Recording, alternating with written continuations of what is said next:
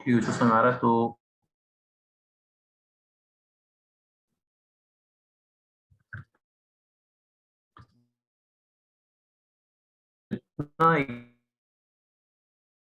Equivalent carbon का खत्म होगा, इरोड होगा, उतना ही सीधा सा फंडा है क्वेश्चन शुड।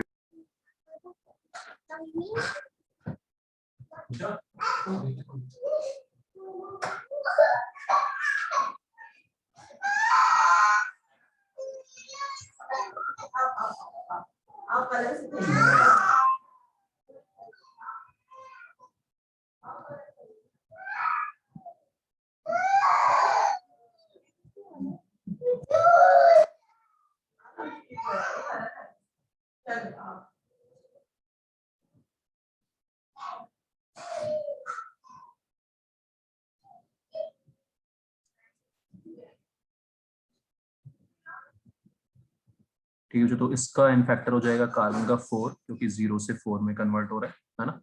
तो वेट कितना है 1.2 kg।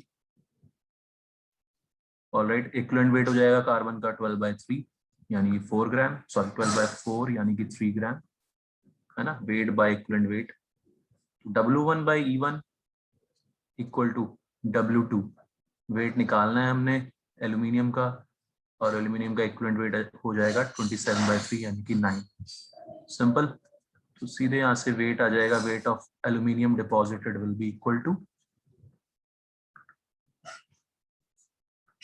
कितना 3.6 kg। समझ में आ गया सबको? ठीक। तो ये सिंपल से क्वेश्चंस होंगे इक्विवेलेंट्स इक्वेट करने के। अच्छे क्वेश्चंस भी बन सकते हैं इस पे, इक्विवेलेंट इक्वेट करना अपने को आना चाहिए। ठीक है, एक दो क्वेश्चन और देखते हैं।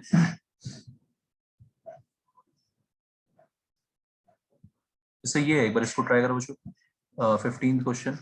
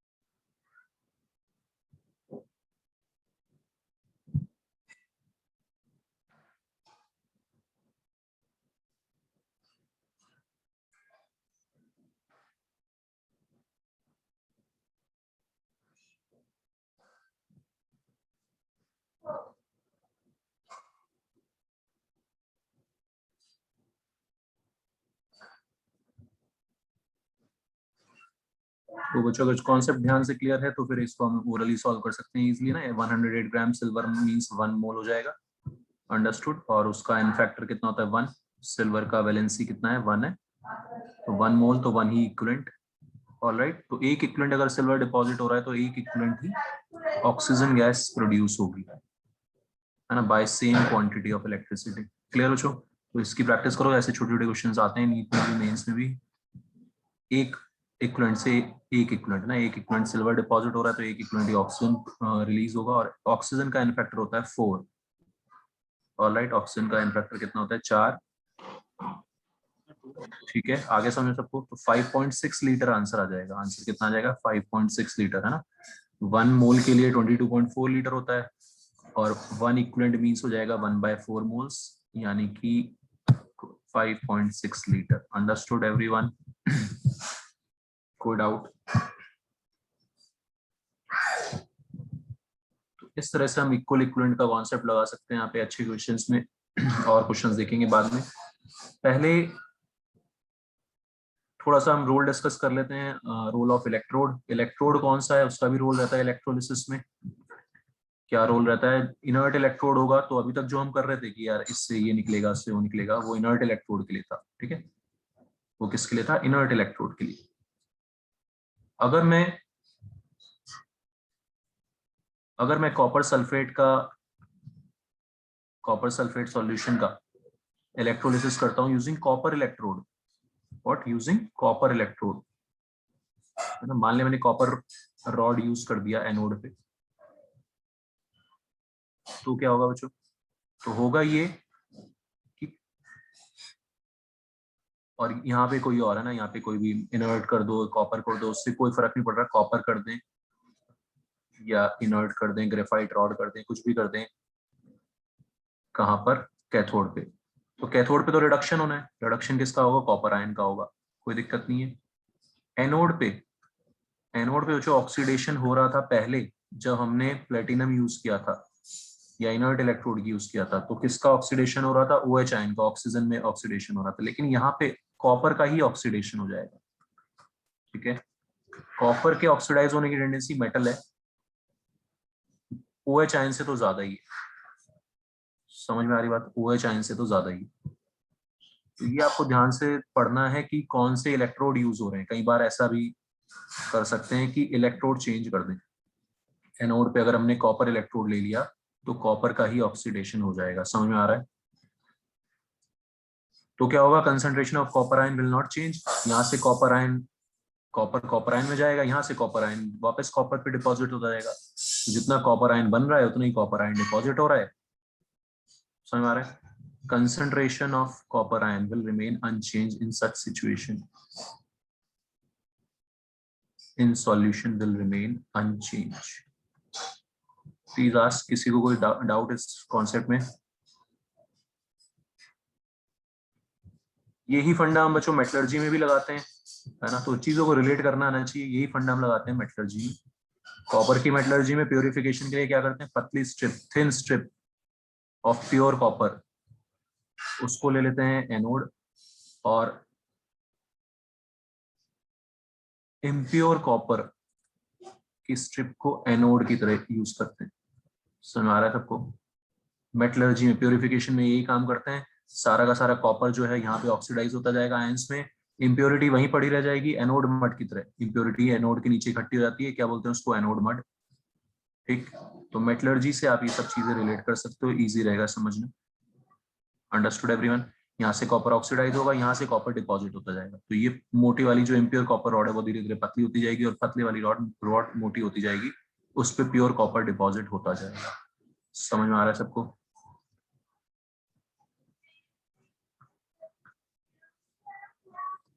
तो इलेक्ट्रोलिसिस यूज करके ही हम इसका प्योरिफिकेशन कर रहे हैं। Understood everyone? थोड़ा सा क्लियर हो गया सबको इलेक्ट्रोड का यूज?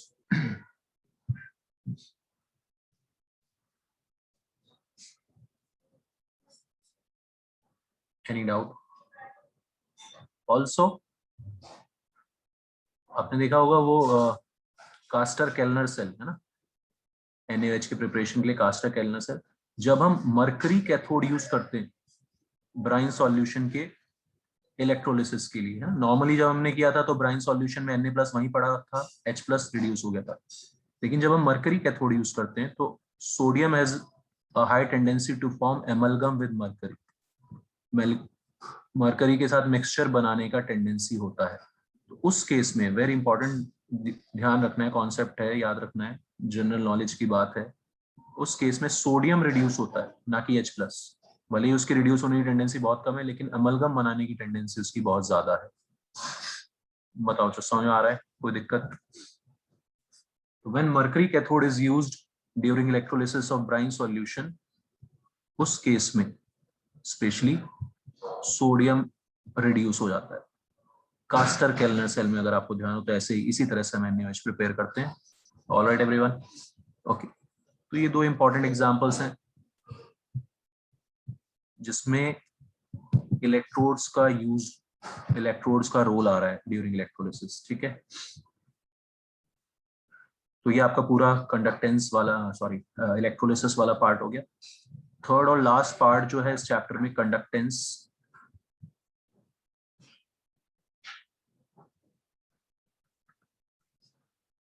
इलेक्ट्रोलाइटिक सेल्स का कंडक्टेंस किस किस चीज पे डिपेंड करता है, सॉल्यूशन पे कैसे डिपेंड करता है, ये सब इसमें आपका कोलरॉश लॉ आ जाएगा। तो वेरी इंपॉर्टेंट पार्ट, इसमें सीधे सीधे कुछ फॉर्मूलाज अप्लाई करना हमें सीखना है। ऑलराइट,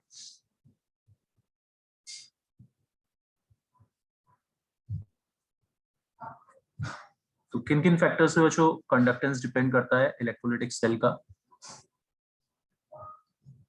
एक तो सेल कांस्टेंट, आपको पता है सेल कांस्टेंट है ना। यहाँ से हमने इलेक्ट्रिसिटी पास कराई, यहाँ पे बीच में आयंस इलेक्ट्रिसिटी कंडक्ट करते हैं, जो भी आयंस पड़े होते हैं यहाँ पे। तो ये इनकी पिच है, यहाँ पे इनको दौड़ना है ना। पिच मतलब ये डिस्टेंस बिटवीन देम को एल बोलते हैं। Area of cross section of electrode को क्या बोलते हैं, ए।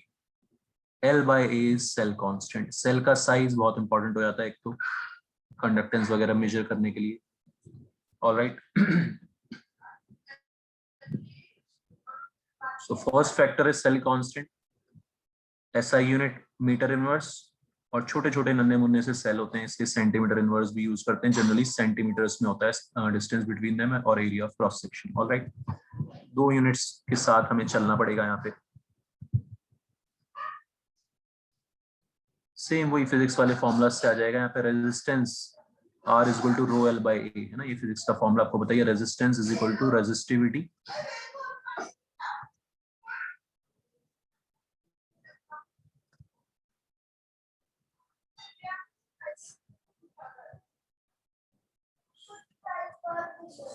रेजिस्टेंस का unit ohms,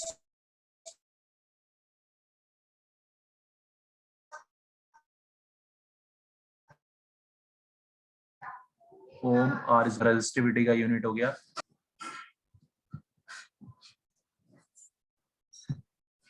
clear everyone.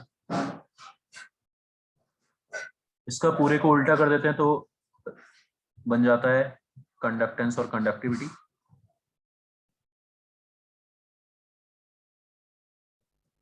Conductance 1 by resistance is conductance, 1 by rho is kappa which is conductivity।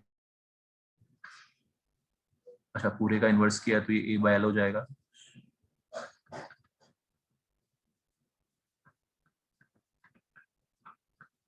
ठीक है, सब फॉर्मूला आपको यूज करने होंगे क्वेश्चंस में। R is equal to rho l by, इसको यूज करेंगे हम। रेजिस्टेंस दे रखा होगा, वहां से कापा आ जाएगा, रो की जगह 1 बाय कापा रख देंगे। ठीक है,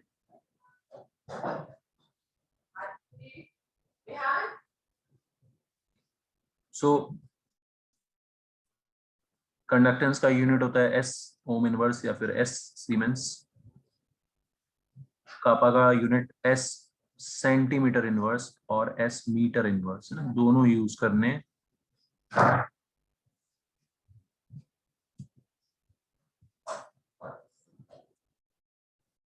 kappa is defined as conductance. G is equal to kappa when A is 1 centimeter or L is 1 centimeter square. So kappa is defined as conductance of 1 cc 1 centimeter cube है ना। A 1 centimeter square हो जाएगा, इस तरह से define करते हैं।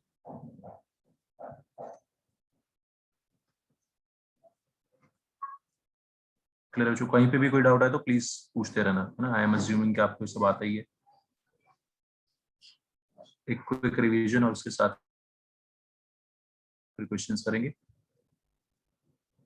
फिर नेक्स्ट चीज क्या आती है, मोलर कंडक्टेंस है ना। तो ऐसे क्वेश्चंस आएंगे कि एक चीज, एक डेटा से, एक फॉर्मूला से कापा निकाला, फिर कापा निकाल के हमने मोलर कंडक्टेंस के फॉर्मूले में रख दिया। मोलर कंडक्टेंस हो जाता है kappa into 1000 by molarity. But ये ध्यान रखना है कि ये तब है जब वॉल्यूम जब हम सेंटीमीटर वाला यूनिट यूज कर रहे हैं। कौन सा वाला यूनिट यूज कर रहे हैं, सेंटीमीटर वाला। जे मेंस या एडवांस वगैरह में तो ये सब चीजें थोड़ा सा देख लेते हैं। इनफैक्ट नीट में भी आ चुका है। मीटर में है ना, मीटर में कन्वर्ट करना है तो क्या चेंज होगा अभी बताते हैं। तो अगर कापा एस पर सेंटीमीटर में है तो ये वॉल्यूम देगा आपको सेंटीमीटर क्यूब में। क्लियर है बच्चों, कोई दिक्कत? Polarity is moles per litre, और लीटर क्या होता है 1000 ml, 1000 cc। ऑलराइट, सो अगर इस यूनिट में हमें निकालना है मोलर कंडक्टेंस तो हम ये फॉर्मूला यूज करेंगे, और अगर हमें इस यूनिट में निकालना है मीटर स्क्वायर में तो आपको पापा का यूनिट रखना पड़ेगा एस पर मीटर में ध्यान से, फिर ये 1000 वाला फैक्टर नीचे आ जाएगा क्योंकि मीटर क्यूब में कन्वर्ट करेंगे, तो ये चीज ध्यान रखनी है कभी ये फॉर्मूला यूज हो जाए तो मीटर वाला।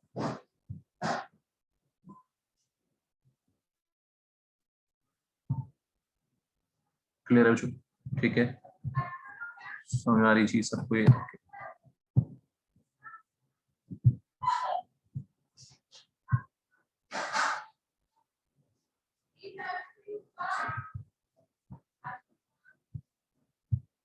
सिमिलरली इक्विवेलेंट कंडक्टेंस का, इक्विवेलेंट कंडक्टेंस का फॉर्मूला क्या बन जाएगा?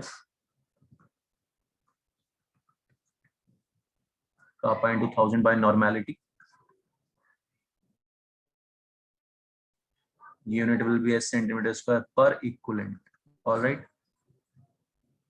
नॉर्मेलिटी और मोलैरिटी में जो रिलेशन है, क्या रिलेशन है? Normality is equal to molarity into n factor. ठीक है, वही रिलेशन रहेगा मोलर कंडक्टेंस और इक्विवेलेंट कंडक्टेंस, है ना। Equivalent conductance is conductance of one equivalent और molar conductance is conductance of one mole. One mole बड़ी चीज है तो equivalent conductance will be less. All right, ऐसे ध्यान रखो, n factor into equivalent conductance. समझ में आ रहा है, कोई दिक्कत? एन फैक्टर फॉर सॉल्ट्स, यहाँ पे चार्ज ऑन कैटायन या एनायन, NaCl है तो n = 1, वैलेंसी 1 है दोनों की। बेरियम क्लोराइड एन फैक्टर 2 हो जाएगा। Aluminium sulphate n factor 6, charge on cation या एनायन, 2 एल्यूमिनियम आयन, कितना चार्ज है? 6।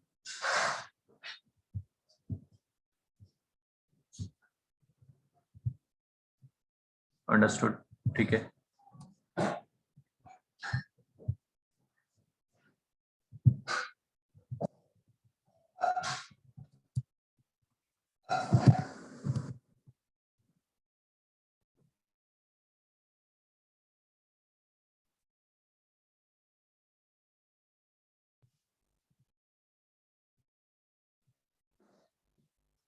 Try doing 11th question.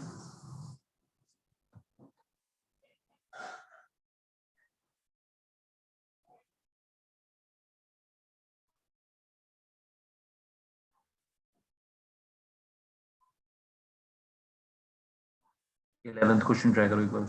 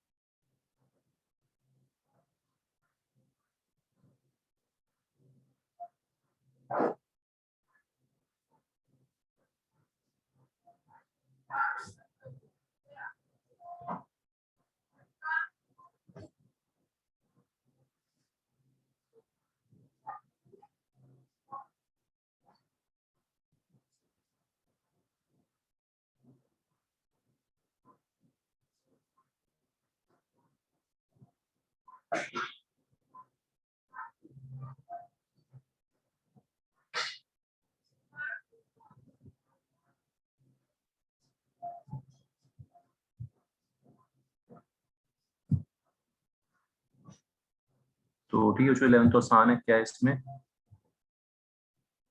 R is equal to rho l by है। अच्छा, और हमें स्पेसिफिक कंडक्टेंस दी है तो रो की जगह क्या लिख देंगे? 1 by kappa. Specific conductance is kappa. All right, तो R is equal to 1 by kappa, 1 by this value into L by A। Understood everyone? वहां से आ जाएगा डायरेक्टली फॉर्मूला, एक ही फॉर्मूले से आंसर आ जाएगा। ठीक है,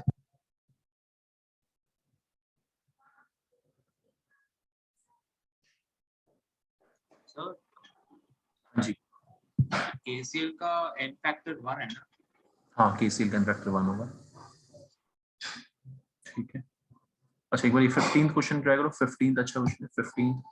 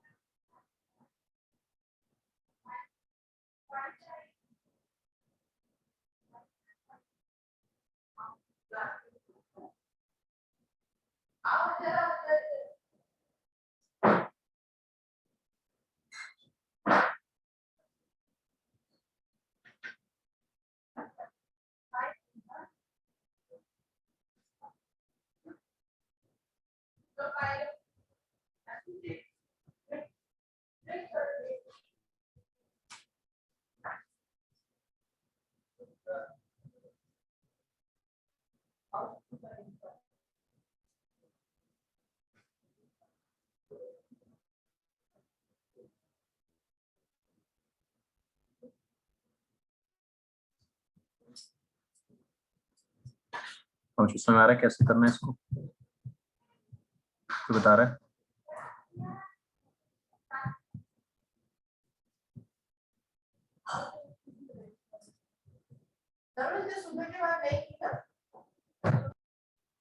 सर इस क्वेश्चन में फर्स्ट हमें पहले वी हैव टू फाइंड जैसे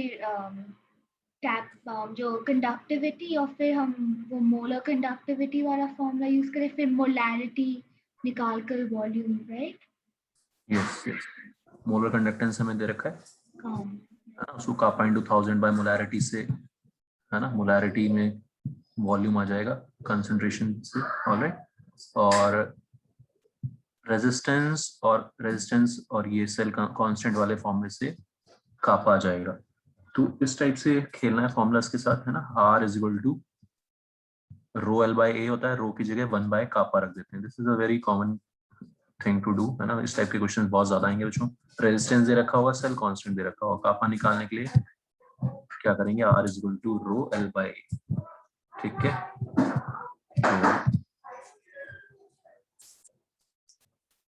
are is equal to rho l by a, rho की जगह रख दिया 1 by kappa.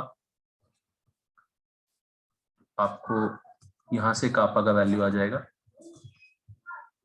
Cell constant upon are.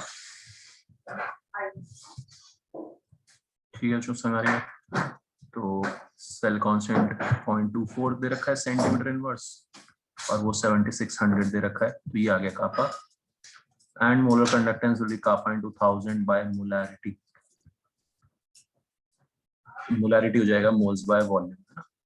वहां से स्विमिंग पूल का वॉल्यूम आ जाएगा, क्योंकि हमें 500 ग्राम NaCl दे रखा है, वहां से मोल्स आ जाएंगे, सब कुछ गिवन है। ठीक है, तो ये सिंपल फॉर्मूला बेस्ड क्वेश्चंस रहेंगे। समझ में आ रहा है बच्चों सबको? ठीक है, एक वैल्यू से दूसरी वैल्यू निकालना, इस टाइप के क्वेश्चंस। Understood everyone? तो हमें फॉर्मूलाज के साथ खेलना, ध्यान रखना है कैसे करना है। ओके, नाउ इसमें कॉन्सेप्चुअल चीज क्या है कि वेरिएशन ऑफ मोलर कंडक्टेंस या कंडक्टिविटी विद कंसंट्रेशन। दो वेरिएशंस आते हैं, एक किसके लिए, स्ट्रॉन्ग इलेक्ट्रोलाइट्स के लिए, एक वीक इलेक्ट्रोलाइट्स के लिए। स्ट्रॉन्ग इलेक्ट्रोलाइट्स के लिए जब हम वेरिएशन देखते हैं रूट सी के साथ, रूट कंसंट्रेशन के साथ, स्क्वायर रूट ऑफ कंसंट्रेशन के साथ, है ना, तो स्ट्रॉन्ग इलेक्ट्रोलाइट का जो वेरिएशन आता है वो कैसा आता है, straight line with negative slope. Understood? मतलब कंसंट्रेशन कम करते हैं तो कंडक्टिविटी इंक्रीज होती है, मोलर कंडक्टेंस या कंडक्टिविटी इंक्रीज होती है। क्लियर है बच्चों? समझ आ रही बात? तो इस वेरिएशन से हमारे लिए आसान हो जाता है निकालना एक इंपॉर्टेंट चीज, क्या बोलते हैं इसको, जहां पर ये लाइन आगे जाके इंटरसेप्ट करती है, कट करती है वाई एक्सिस को, वो होता है हमारा लिमिटिंग मोलर कंडक्टिविटी। क्या होता है लिमिटिंग मोलर कंडक्टिविटी? लिमिटिंग मतलब मैक्सिमम। ये मैक्सिमम मोलर कंडक्टिविटी कब है, जब कंसंट्रेशन 0 हो गया। ठीक है, तो थियोरेटिकली पॉसिबल है, practically not possible. Infinitely dilute solution, infinitely dilute solution या फिर कंसंट्रेशन 0 को हम बोलते हैं, उस पे जो कंडक्टिविटी होती है उसको बोलते हैं limiting molar conductivity, maximum molar conductivity. Understood everyone? तो इस टाइप का क्वेश्चन कि इसका जो वेरिएशन आएगा वो कुछ ऐसा आएगा, स्ट्रेट लाइन का इक्वेशन दे रखा हो सकता है, y is equal to mx plus c form, negative slope है ना, तो y लैम्डा m का रूट c के साथ जो स्लोप है वो नेगेटिव है। ऑलराइट, क्लियर है? और जब c की वैल्यू 0 है तो lambda m equal to lambda m not. इस टाइप की इक्वेशन आ गई है ना, कहीं पे ऐसी इक्वेशन लिखी हो तो कंफ्यूज नहीं होना है। ये इसी के लिए ग्राफ है, किसके लिए ग्राफ है, स्ट्रॉन्ग इलेक्ट्रोलाइट का वेरिएशन है लैम्डा m का रूट c के साथ। अंडरस्टूड?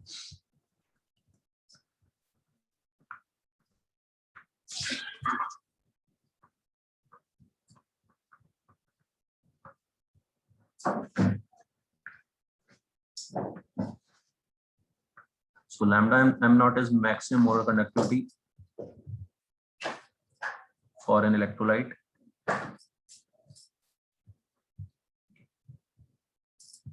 मैक्सिमम वैल्यू कब आती है, इनफाइनाइट डाइल्यूट सॉल्यूशन की, है ना।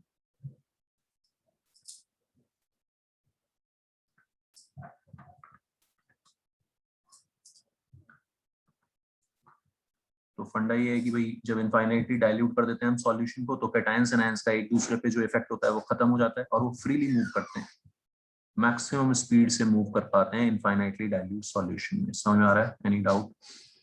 और उस टाइम पे उनकी कंडक्टिविटी फिर मैक्सिमम हो जाती है। वीक इलेक्ट्रोलाइट के लिए ग्राफ थोड़ा अजीब सा आता है, अननोन ग्राफ रहता है। ये चीज तो कॉमन है कि भाई बढ़ता है, इंक्रीज होता है, लेकिन थोड़ा ऐसे अजीब से बढ़ता है, मतलब nature of the curve is unknown. ठीक है, पहले बहुत थोड़ा थोड़ा सा ही चेंज होता है, उसके बाद बहुत लो कंसंट्रेशन में बहुत तेजी से बढ़ता है, क्योंकि आपको पता है वीक इलेक्ट्रोलाइट्स पहले तो डिसोसिएट ही नहीं होते, है ना। जब बहुत ज्यादा उनको डाइल्यूट कर दिया जाता है तब उनका डिसोसिएशन बहुत तेजी से इंक्रीज होता है। Alright, this is variation of lambda m with root c, ध्यान रखना है अपने को। सो फॉर वीक इलेक्ट्रोलाइट्स हम वो ग्राफिकल मेथड से लैम्डा m नॉट नहीं निकाल सकते। Lambda m not can not be calculated. समझ आ रहा है सबको? यूजिंग ग्राफिकल मेथड, है ना। ऊपर स्ट्रॉन्ग इलेक्ट्रोलाइट में तो हमने क्या किया था, ग्राफ को पीछे एक्सटेंड कर दिया, ग्राफ को क्या किया, पीछे एक्सटेंड कर दिया। ठीक है, दो वैल्यूज प्लॉट की, फिर ग्राफ बना के पीछे एक्सटेंड कर दिया। ये तरीका लगाते हैं हम स्ट्रॉन्ग इलेक्ट्रोलाइट के। सारे स्ट्रॉन्ग इलेक्ट्रोलाइट्स का निकाल रखा है हमने lambda m not. Weak electrolytes के लिए ये मेथड हम नहीं चिपका सकते, सो method will be slightly different. क्या यूज करते हैं वहां पे, कोल-रॉश लॉ। क्या यूज करते हैं, कोल-रॉश लॉ।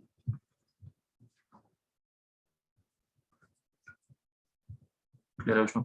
तो कोल-रॉश लॉ क्या होता है पता है आप लोगों को, है ना।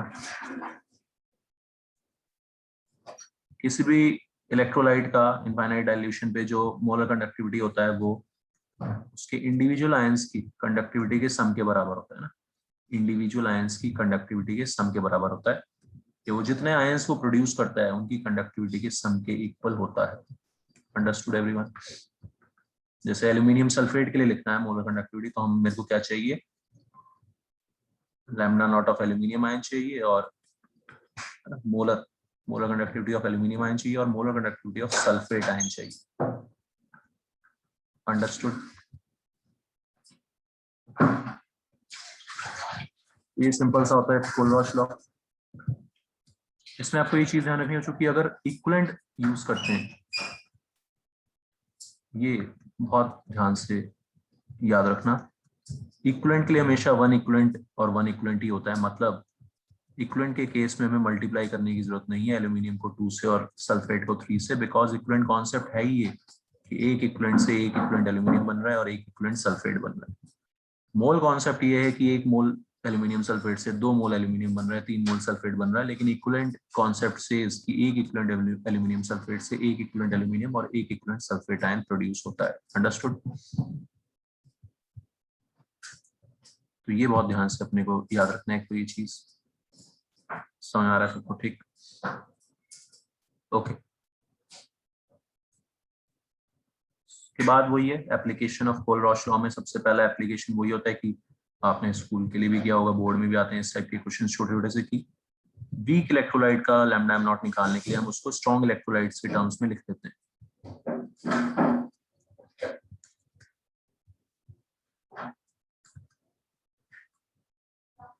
क्लियर है अभी? जैसे मेरे को लैम्डा m नॉट अगर एसिटिक एसिड का निकालना है, तो मैं उसको sodium acetate, acetic acid is a weak electrolyte, sodium acetate is a strong electrolyte, तो मैं उसको इस टाइप से लिख लूंगा। क्योंकि कोल-रॉश लॉ लगाएंगे तो sodium acetate equal to acetate ion plus sodium ion, यहाँ पे H ion plus Cl ion, तो H ऐड हो गया और NaCl माइनस कर दिए, तो सिर्फ क्या बचेगा, sodium acetic acid, acetate ion और H आयन बचेगा। ठीक है, जो समझ आता है आप सबको ये? ठीक है, okay. So this is first application of Kohlrausch law.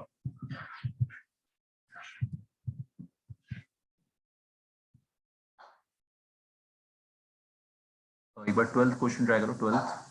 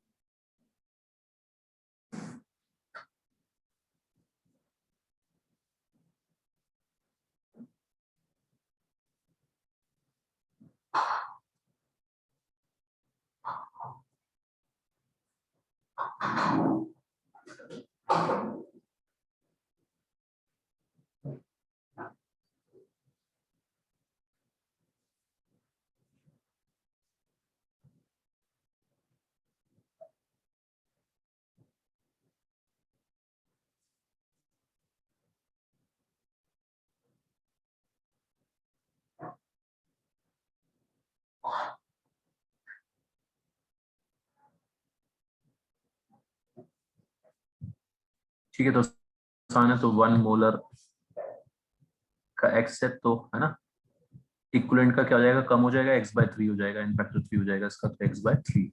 Alright, fourth question करो, फोर्थ एंड सिक्स्थ।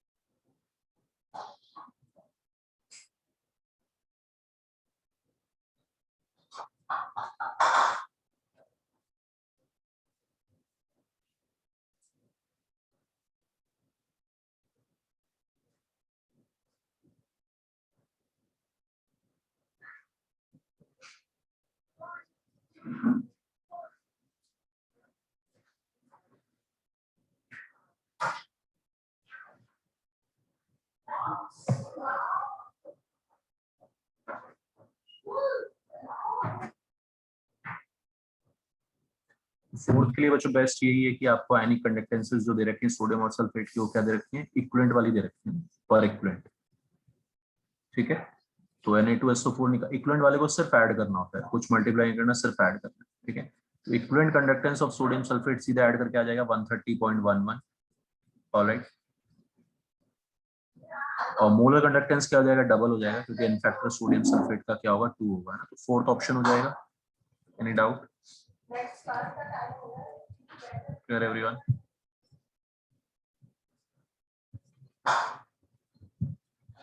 ये और करो 6th क्वेश्चन एक बार।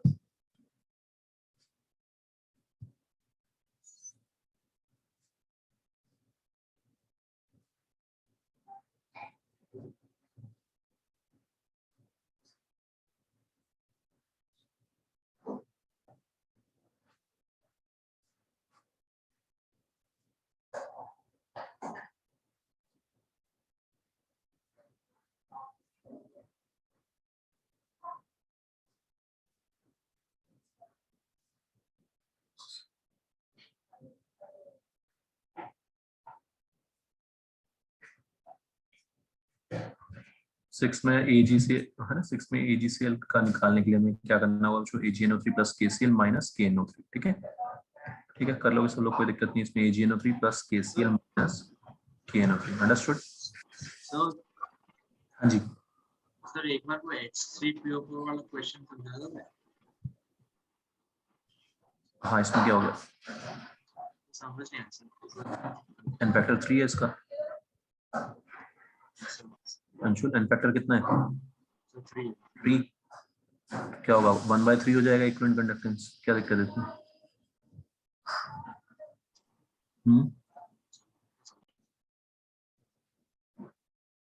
ठीक है,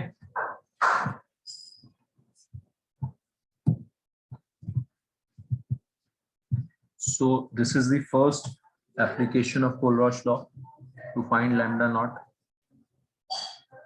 Second है to find alpha या degree of dissociation of weak electrolyte.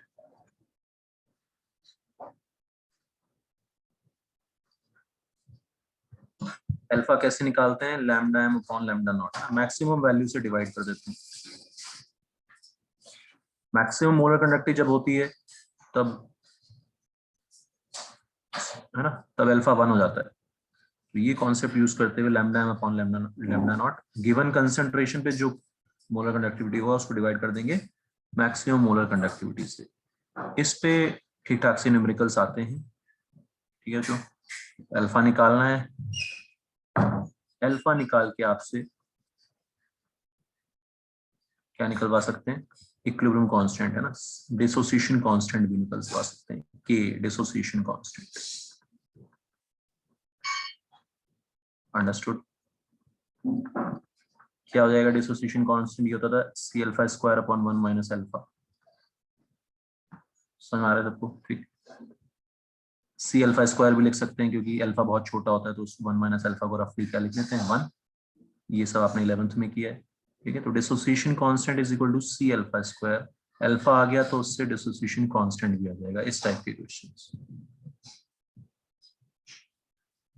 Clear है अंशुली? ठीक है, तो इस टाइप के क्वेश्चंस बहुत कॉमन है। अल्फा निकालना, फिर अल्फा से के का वैल्यू निकालना।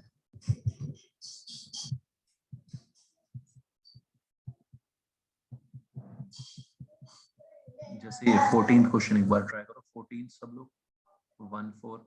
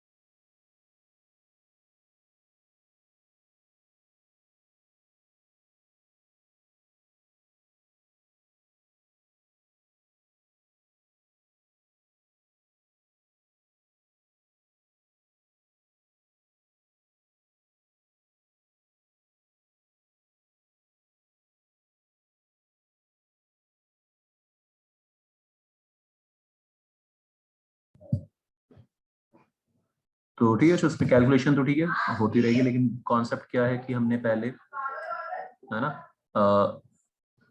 अल्फा निकालेंगे 1.4 अपॉन 391 करके, है ना। तो 0.0128 नॉर्मल सॉल्यूशन जो है एसिटिक एसिड, उसका इक्विवेलेंट कंडक्टेंस 1.4 दे रखा है। समझ आगे सबको ये चीज? So alpha will be 1.4 upon 391, है ना, और dissociation constant will be C alpha square. Concentration हो जाएगा 0.0128 नॉर्मल, वही, क्योंकि वही मोलैरिटी वही नॉर्मेलिटी, एसिटिक एसिड का एन फैक्टर क्या होगा अंशुल? 1 होगा, ठीक है। तो नॉर्मेलिटी मोलैरिटी इक्वल। बताओ जो कोई डाउट इसमें? हो जाएगा ये, एक बार मैं लिख देता हूँ कैसे करना है इसको, ठीक है। तो आप सब लोग जो प्लीज डाउट्स वगैरह पूछो, तभी फायदा होगा आप लोगों को। क्रैश कोर्स का जब आप डाउट्स पूछोगे, है ना।